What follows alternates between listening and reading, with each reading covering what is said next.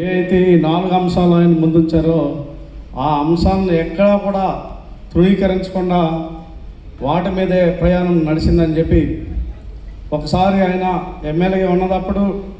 ఎన్టీఆర్ గారు ముఖ్యమంత్రి అయిన సమయంలో రాజ్యసభకు సంబంధించిన ఎలక్షన్లో ఏదో తప్పుదం జరిగిందని చెప్పి అందరూ ఎమ్మెల్యేలని పిలిచి రూమ్లో క్లాస్ ఎత్తున్న సమయంలో ఈయన వంతు వచ్చేటప్పటికి అందుబాటులో ఈయన లేకపోయి అదే సమయంలో వస్తే తీసుకెళ్ళి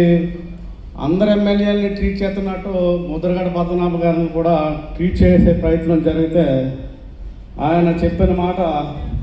నేను ఆత్మాభిమానంతో నీతి నిజాయితీ నా తండ్రి చెప్పిన మాటల మీద నేను నడుస్తున్నాను తప్ప ఇలాంటి నీచమైన సంఘటన నేను పాల్పడే మనిషిని కాదు, దయచేసి నన్ను అర్థం చేసుకున్నాను చెప్పి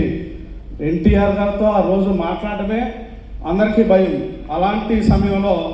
ఆయన లెగిసి మాట్లాడి అది ఎంతవరకు దారి తీసిందంటే కుర్చీని కూడా తన్ని బయటకు వచ్చిన చరిత్ర ముద్రగడ పద్మనాభం గారికి ఉన్నదని. సో ఇలాంటి మహనీయుడు ఆయన పదవుల్ని ఆయన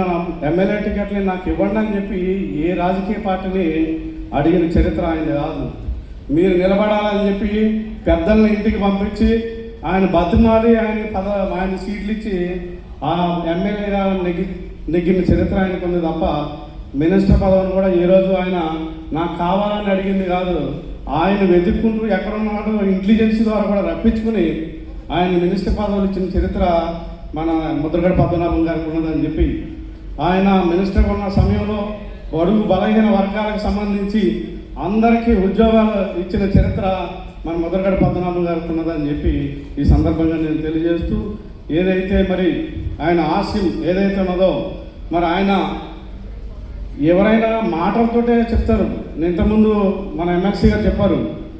బీసీల్లో కాపుల్ని కలపాలి, ఈ టైం డెడ్ లైన్ ఇస్తున్నానని చెప్పి ఆ టైం లోపల అది జరగకపోతే